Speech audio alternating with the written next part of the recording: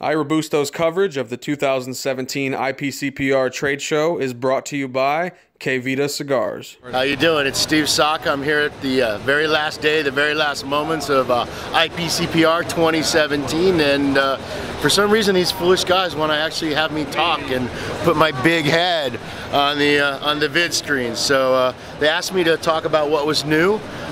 This year we're featuring two new sizes within the Mi Querida line. We're featuring the Gordita. The Gordita is a 4x48. Real plump. You would either call it a really fat Corona, or you would call it a really kind of a shrunk down Robusto. You call it whatever you want.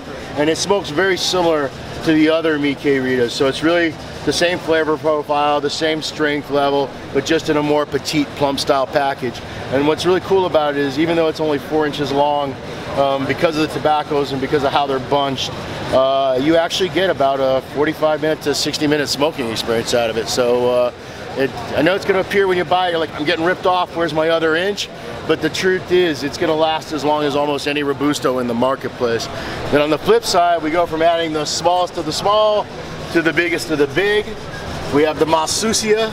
The Mas Sucia, it means more dirty, you know, very dirty. It's a 7x64 Goliath. This is actually a little bit different than the rest of the Mi Queridas. Exact same general earthy, broadleaf, heavy, that natural sweetness that comes out, but it's actually blended to be a bit stronger. So it's actually the strongest cigar in the line, you know, because most giant cigars, they tend to be more mild. I can only think of one cigar, maybe you guys know, you smoke more than I do of other brands. The only one I can think of is like Digger.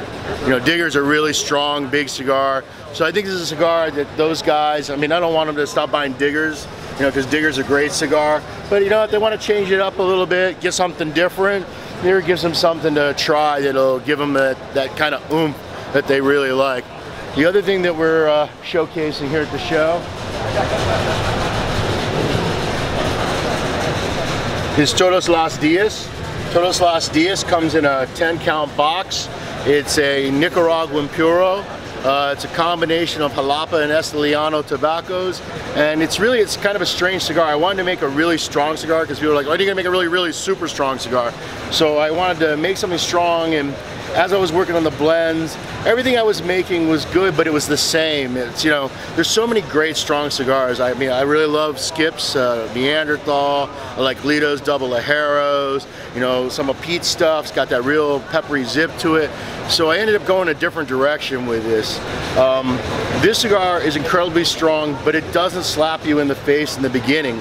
It starts off more like medium, and then it just really keeps building. So where a lot of strong cigars, you forget that first couple puffs on it, it's like a super pepper bomb, and then it kind of mellows out.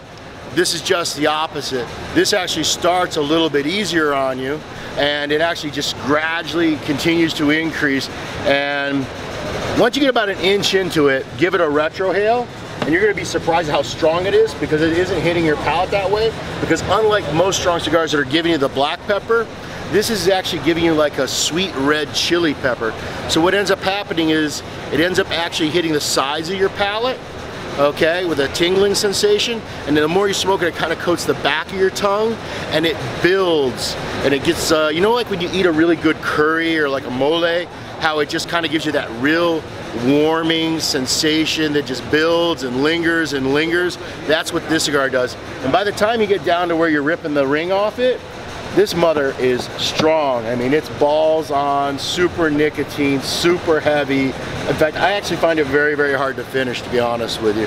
So I'm really curious. I mean, this is either going to be a total disaster or a total home run. I really have no clue, because I don't know if the guys are really into strength, they're going to like this totally different approach.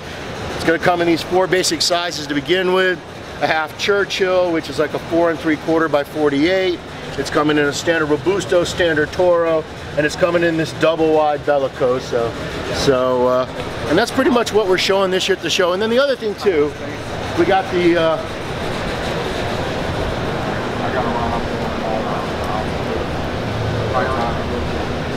new Moestra de Saka coming out. This is already sold out 100%. Retailers that were smart enough to put in orders. This is a really interesting cigar. All the Moestras are all different. Every Vitola, every Liga. totally different. Everyone's some sort of crazy personal blending challenge. So it's pretty much stuff that you would never do, or I'm no good at, or I don't like. That's kind of, I know it's a dumb idea, but it's kind of what I'm doing with it. And this Muestra, the challenge on this one was, could I make a cigar the old way? And what I mean by that is, today as modern cigar makers, we have, you know, literally hundreds, if not thousands of different ingredients, different farms, different seed varieties, different countries of origin. You know, it's crazy what we have. I mean, Sobremesa, 7 different tobaccos, Mi Querida, 6 different tobaccos, Todos los Dias, 6 different tobaccos. I want to see, could you do it the way they used to do it, which was they only used tobacco for one farm. Okay, it's pretty much the way most Cuban cigars are made, but until like 30, 35 years ago, that was the way all cigars were made. And the question, the way you incorporate complexity and make it interesting is by how you ferment and work and cure the tobacco and how you position it in cigars. So the question was, could I make one of those old farm style cigars that could hold its own against a modern era cigar? And that's what this is. This is legitimately everything except for the wrapper, which is also normal in the farm style cigars. A wrapper would be from something else, but the entire cigar is blended of just one tobacco, so it's the most sophisticated no blended cigar on the planet, I hope. Again, it's interesting.